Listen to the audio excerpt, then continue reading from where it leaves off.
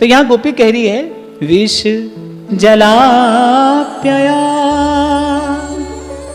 जब उस कालिया ने विषैला कर दिया था श्री यमुना जी के जल को, तो यहां गोपी ये भी कह रही है कि जब हमारा मन विषय वासना में आकंठ डूब गया था, देखो अब आंख है तो कुछ देखेगी, कान है तो कुछ सुनेगा, जिह्वा है तो किंचित भोजन का रस भी लेगी। ये आवश्यकता से थोड़ा कम हो तो ठीक है, स्वस्थ है। पर होता क्या है कि होते होते ये जो जीव है ये इंद्रिय के व्यापार में इतना लिप्त हो जाता है कि फिर एक स्थिति ऐसी आती है जब इंद्रिय सुख ही उसके जीवन का लक्ष्य बन जाता है। श्री गीता जी के 6 अध्याय में आत्म संयम योग में भगवान ने इसी विषय पर बात की है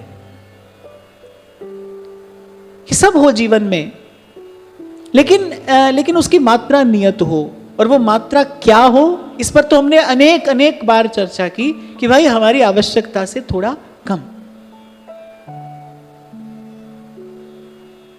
तो सबसे पहले तो जो विषय का विष है, हमने पूर्व भी चर्चा की थी कि भगवान ने कालिया को मारा नहीं, कालिया को नाथा, मारा नहीं। कालिया क्या है? मन है, और जो वो हजार फण हैं उसके, वो मन के अनेक संकल्प हैं। और मन अपने प्रत्येक संकल्प से क्या चाहता है? देखो, जब तक गुरु न मिले, जब तक ये जीवात्मा उपासना के संस्कार से सुसंस्कृत न हो, तब तक आत्मा अनात्मा में ही रमण करता है। आत्मा का अनात्मा में रमण माने जैसे कोई ये सोचे कि मुझे अमुक व्यक्ति से सुख मिलेगा, अमुक वस्तु से सुख मिलेगा, मैं उस पद पर पहुंच जाऊं तो सुखी हो जाऊंगा, मुझे वो संपत्ति मिल जाए तो मैं सुखी हो जाऊंगा। यह है आत्मा का अनात्मा में रमण करना। थोड़ा सा सुख मिलता है जब आत्मा आत्मा में रमण करती है, और परम सुख मिलता है जब आत्मा परमात्मा में रमण करती है। ये जो रास लीला है, ये आत्मा का परमात्मा से रमण है, परमात्मा का आत्मा से रमण है। आप देखो, जब तक जीवन में सत्संग न आए तब तक मन के सारे संकल्प विषय परक ही तो होते हैं। आज ये चाहिए, वो चाहिए, मन में जितने संकल्प हैं वो सब विषय परक ही तो हैं। तो गोपी कह रही है कि ये जो मन है, कालिया जैसा मन, और इसके हजार फण हैं, और प्रत्येक फण से विष उगलता है। विष उगलने से क्या होता है? कह रहे वो जो हृदय है, यानी कि जो अंतःकरण जो है, बोले वो और विषैला होता चला जाता है। आप देखो, जिन लोगों के जीवन में बहुत संसार माने बहुत वस्तु, बहुत व्यक्ति होते हैं, उनका अंतःकरण निरंतर दूषित होता ही चला जाता है। सच्चे सुख से तो कोसों दूर पहुंच जाते हैं वो। तो यहां गोपी ने कहा विष जलाप्ययाद, माने बिल्कुल आकंठ डूब गए थे हम तो विषय के उस चिंतन में। आपने कृपा की। आपने कैसे कृपा की? आपका नाम हमारे जीवन में आया, अपना नाम जपाया, अनबोलत मेरी बिरथा जानी, अपना नाम जपाया, आपका नाम हमारे जीवन में आया। आपने कृपा करके हमको अपनी कथामृत का पान कराया, जिससे विषय का विष उतरा, तो आपने उस समय हमारी रक्षा की। विष जलाप्यया। और मैं पुनः कहूं, भगवान ने कालिया को मारा नहीं, नाथा है। नाथना माने नियंत्रित करना। नाथा भगवान ने अनेक असुरों को तो मार ही दिया। पूतना, तृणावर्त, अगासुर, बकासुर, कितने असुर आए, भगवान ने सबको मारा, कालिया को मारा नहीं। बड़ी मधुर लीला है ये।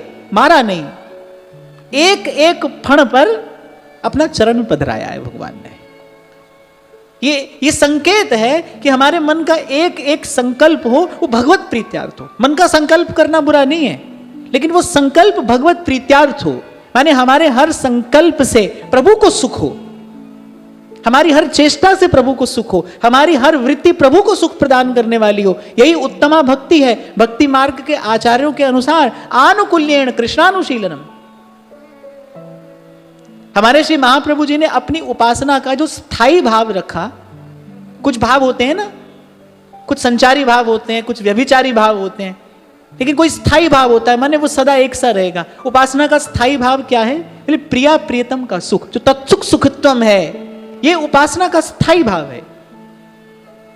कोई भी ऋतु हो, कोई भी काल हो, मंगला हो, संध्या हो, आज हो, कल हो, एक भाव है जो हमेशा रहेगा सखियों के हृदय में स्थायी। वो क्या है? तत्सुख सुखित्वम, प्रिया प्रियतम का सुख। फिर गोपी कहती है विष जलाप्याद व्याल राक्षसाद। व्याल कहते हैं सर्प को। इसलिए मैंने आपको आरंभ में कहा कि ये जो शब्द गोपियों के मुख से निस्सृत हो रहे हैं ना, बड़ा गहन गंभीर अर्थ अपने भीतर समेटे हैं। और रैदास जी महाराज हमको एक प्रकार से आदेश देते हैं कि केवल कथा कहनी नहीं है, कहें कथा और अर्थ विचारे, आप तरे औरन को थारे। तो महापुरुषों ने विचार किया इसका। जब गोपी ने कहा व्याल राक्षसा, वो जो अघासुर आया श्री यमुना जी के किनारे, प्रेम स्वरूपिणी रस स्वरूपिणी श्री यमुना जी, और वहां पर एक सर्प आया। और वो सर्प क्या है? वो किसका प्रतीक है? बोले प्रेमी को अगर किसी बात का भय है तो देखना प्रेम कभी प्रदर्शन का विषय न बन जाए, क्योंकि प्रेम को अगर कुछ असह्य है ना तो बस केवल प्रदर्शन ही असह्य है। इसीलिए कभी मैंने आपको निवेदन किया था कि भाई खूब आत्मविचार करना, आत्मविचार की कृपा से आत्म परिष्कार करना, और आत्म परिष्कार करके आत्म श्रृंगार भी करना, लेकिन कभी भूल से भी आत्म प्रचार नहीं करना। प्रेम को यह सही नहीं है, दूर चला जाता है प्रेम, प्रचार से बहुत दूर रहता है। आप सदा से देखिए, एक प्रेमी हृदय ने सदा सदा गोपन करके अपने प्रेम का वर्धन किया है, अपने आप को छिपा कर, दुबका कर।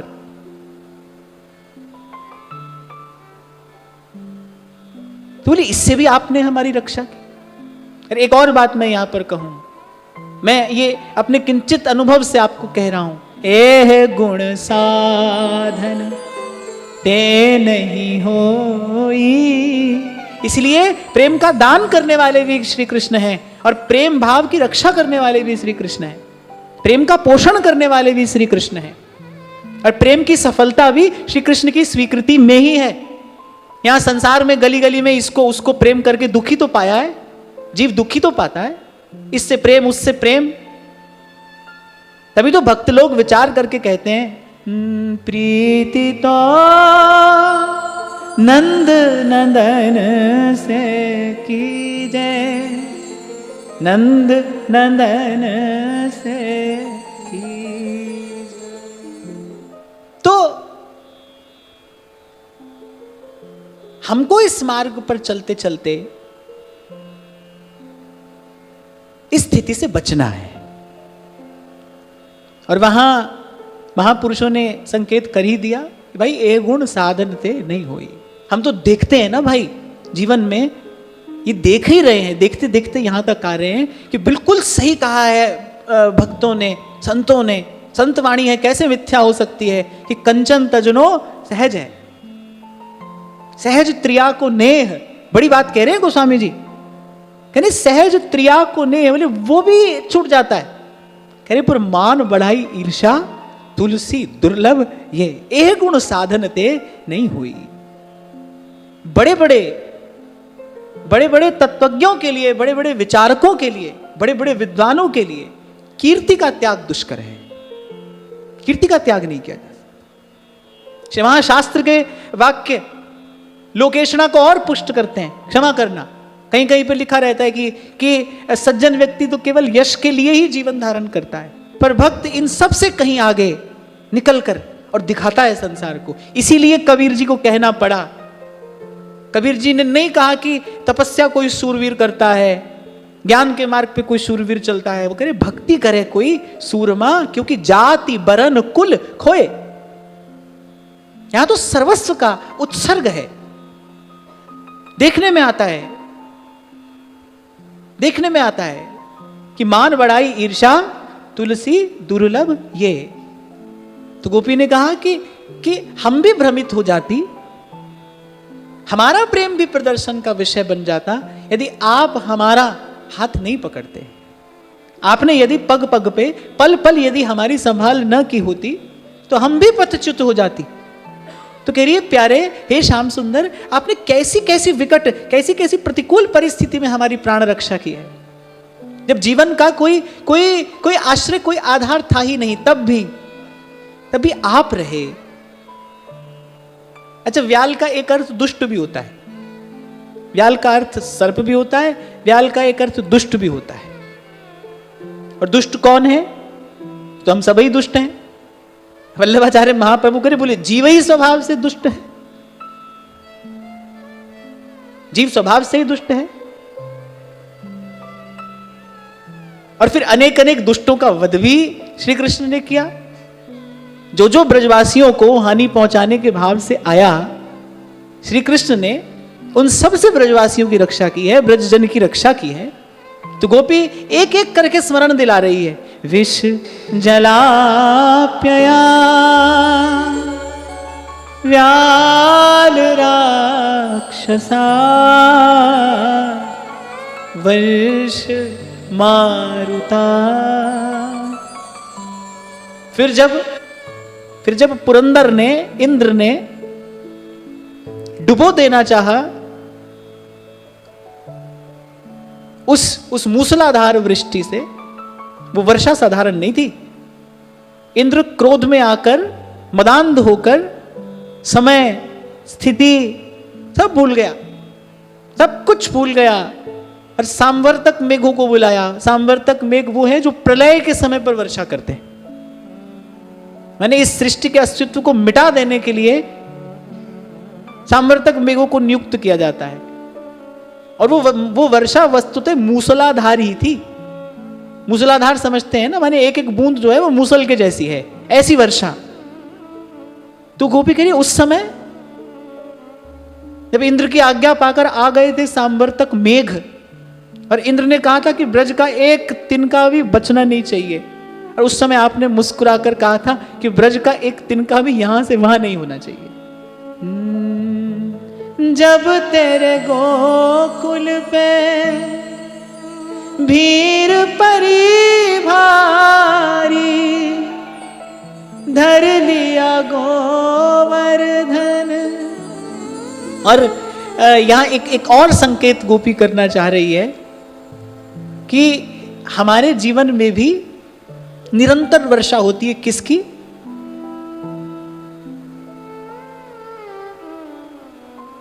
कोई बताएगा? निरंतर वर्षा होती है, तब तक होती है जब तक जीवन समाप्त नहीं हो जाता।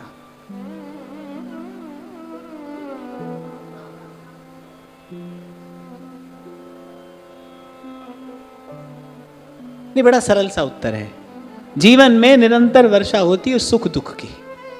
जब से जीव आता है संसार में, प्रत्येक क्षण में आप विचार करना, कभी सुख होता है, कभी दुख, कभी सुख, कभी दुख। सुख दुख बरसते हैं सर पर। कब तक? जब तक ये जीवन रहता है। और इस सुख दुख रूपी द्वंद्व से प्रभु अपने चरणारविंद की भक्ति का छत्र देकर जीव की रक्षा करते हैं। पहले भी मैंने आपसे कहा था कि आपका दुख दूर करने की युक्ति नहीं है हमारे पास। हमें तो गुरुजनों की कृपा से कोई ऐसा मार्ग मिला है जो सुख दुख दोनों से पार ले जाता है। निरंतर सुख दुख रूपी द्वंद्व, सुख दुख बरसते हैं। और आप ऐसा ना समझना कि केवल दुख से चोट लगती है, सुख से भी चोट लगती है। सुख में भी तो भगवान भूल जाते हैं। दुख अपनी पीड़ा से भजन नहीं करने देता, सुख अपने उन्माद से भजन नहीं करने देता। सुख में उन्माद होता है, भगवत विस्मृति हो जाती है। दुख में पीड़ा इतनी होती है कि भजन में मन का निवेश असंभव हो जाता है। तभी संत कह रहे हैं ना कि जो सुख में सुमिरन करे दुख काहे को है। दुख में भजन होता नहीं, सुख में जीव करता नहीं।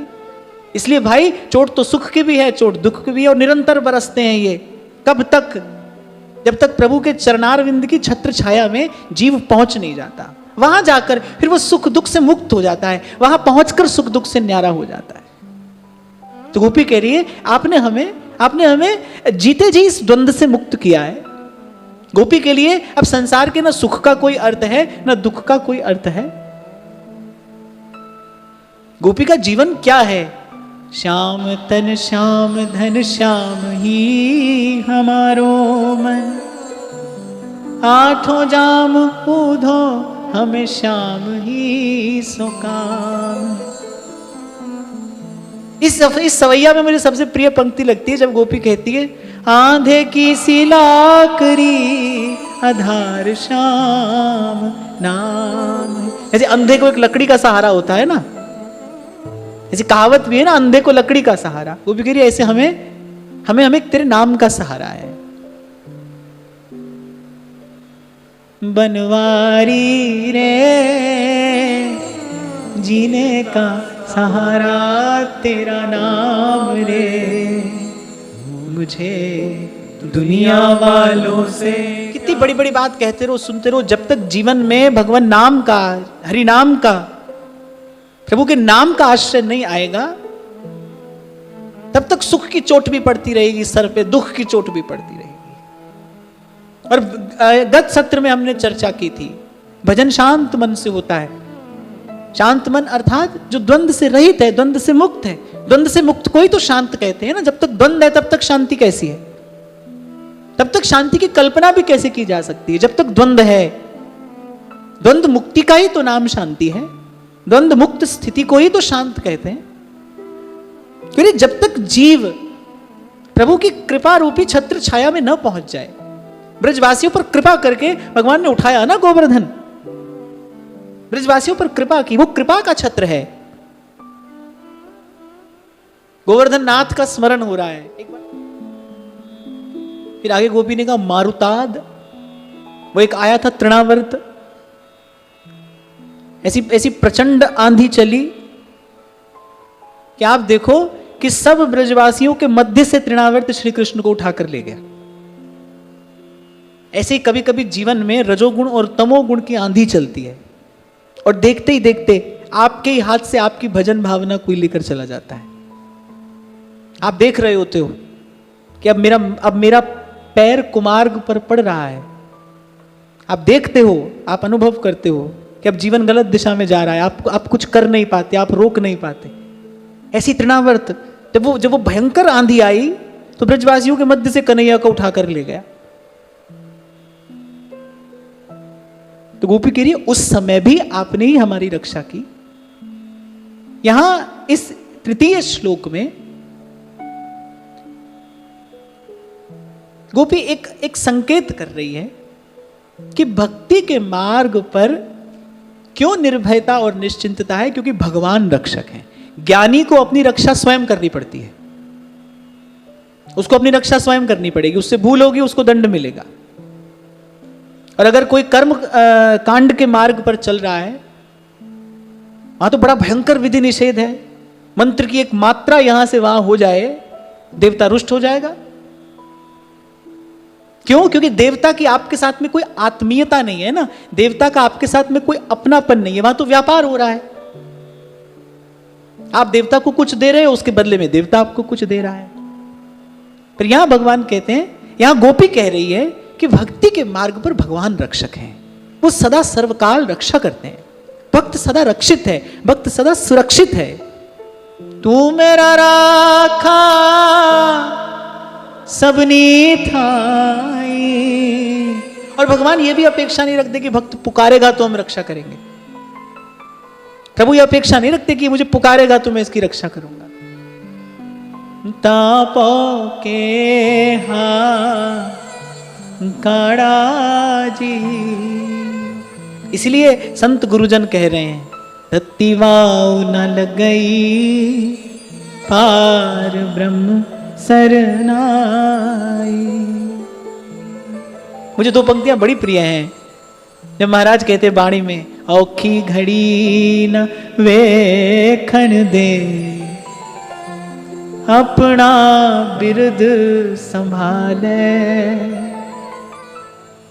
ये सुख, ये सुविधा, ये अन्यत्र उपलब्ध नहीं है। भक्त सदा सर्वकाल प्रभु द्वारा रक्षित है। ये अनेक घटनाओं का जो गोपी स्मरण करा रही है ना। गोपी ने कहा पृथ्वी, जल, अग्नि, वायु, आकाश, इन पंचभूतों से जितने उत्पात हुए सबसे आपने हमारी रक्षा की। सदा सर्वकाल आपने हमारी रक्षा की। जब हमने आपको पुकारा आपने तब भी हमारी रक्षा की, जब हमने नहीं पुकारा आपने तब भी हमारी रक्षा की। ये जो पहला शब्द गोपी कहती है, विष जलाप्यया, यहां ब्रजवासियों ने पुकारा थोड़ी था, या तो भगवान ने देखा कि भाई इस कालिया के विष से मेरे ब्रजवासियों को कष्ट हो रहा है, गोधन पीड़ित हो रहा है।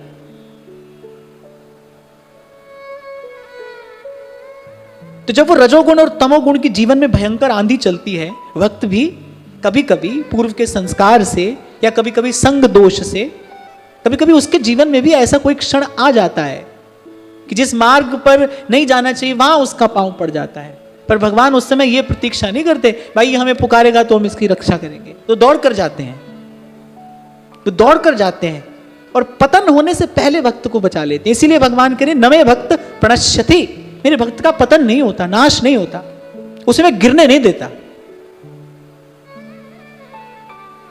क्या ये कम आश्रय, कम आधार है? अपना जीवन प्रभु के नाम कर देने के लिए ये कोई कम बात है कि एक क्षण के लिए भी प्रभु छोड़ते नहीं? सांस सांस प्रतिपाले। और ये तो मैं आपको हाथ जोड़कर बड़ी विनम्रता पूर्वक ऐसे अपने जीवन का अनुभव कह रहा हूं कि बिल्कुल ये त्रिकाल सत्य है। सांस सांस प्रतिपाले, औखी घड़ी न वेखण देई, अपना बिरद संभाले। भगवान का बिरद है, ये प्रण है, ये भगवान का प्रतिज्ञा है भगवान की। और भगवान कह रहे ये व्रत टरत न टारे।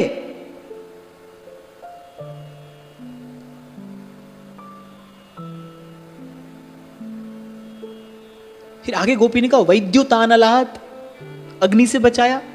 अच्छा, अनल का अर्थ अग्नि भी होता है, अनल का अर्थ क्रोध भी होता है। गोपी गिरी काम क्रोध आदि विकारों से भी आपके नाम ने, आपकी लीला कथा ने ही तो सदा हमारी रक्षा की है। वृष मयात्मजा। अभी अंत में गोपी वृषभासुर की बात करती है, वो असुर जो वृषभ का रूप लेकर आया था। वृषभ किसका प्रतीक है? धर्म का।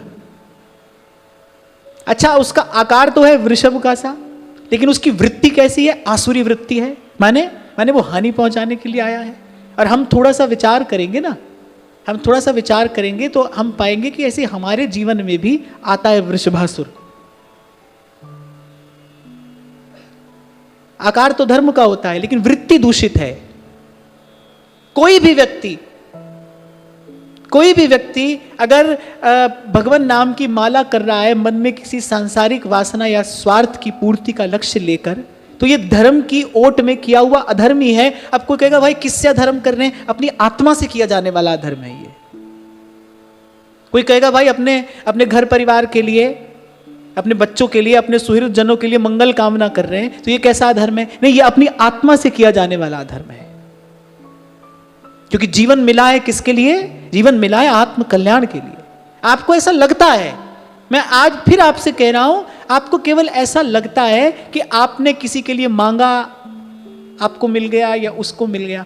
ऐसा होने से तो कर्म का सारा सिद्धांत ही खंडित हो जाएगा। जो जस करई सो तस फल चाखा। आपको ऐसा लगता है कि आप माता हो, पिता हो, तो भाई बच्चों की जिम्मेदारी है आप पर। हाँ ठीक है, आप अपने आप को माता पिता मानो तो जिम्मेदारी है। अपने आप को प्रभु का मानो, उस दृष्टि से देखो कि जैसे आप प्रभु के हो, वैसे आपकी गोद में खेलता हुआ जो बालक है वो भी प्रभु का है। और सबसे बड़ी बात कि वो जो आया है ना संसार में, वो अपना भाग्य, अपना प्रारब्ध अपने साथ ही लेकर आया है। कोई यहां किसी को देने वाला नहीं है। कण भर यहां कोई दे नहीं सकता, कण भर कोई किसी से ले नहीं सकता। तो गोपी ने कहा उस दंभ से, उस प्रपंच से भी आपने हमारी रक्षा की। ये हमारे जीवन में एक दंभ ही तो है।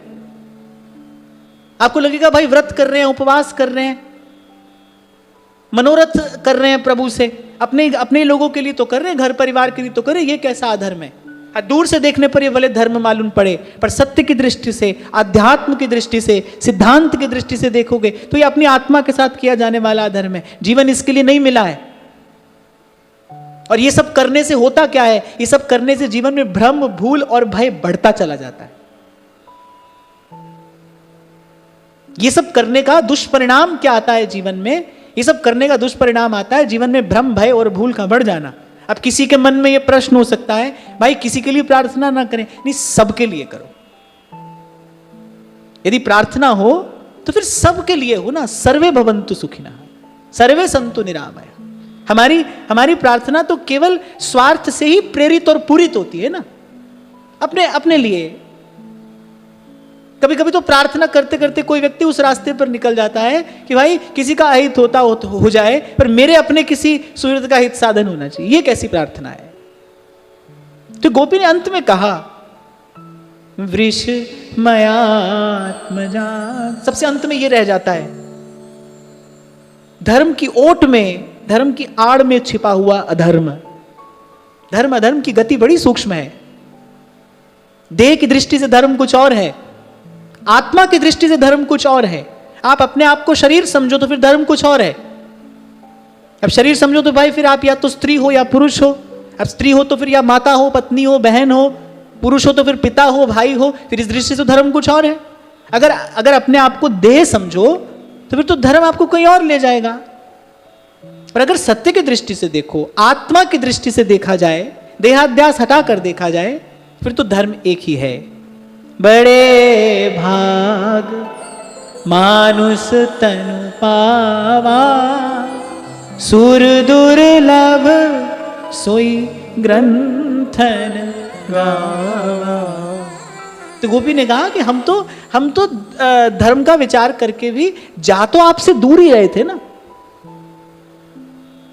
देखने में तो ऐसा लगता था व्रत कर रहे हैं, तीर्थ कर रहे हैं, साधन कर रहे हैं, पर कर किस लिए रहे हैं? सब स्वार्थ की पूर्ति के लिए तो कर रहे हैं ना। वो भी धर्म की ओट में छिपा हुआ अधर्मी तो है।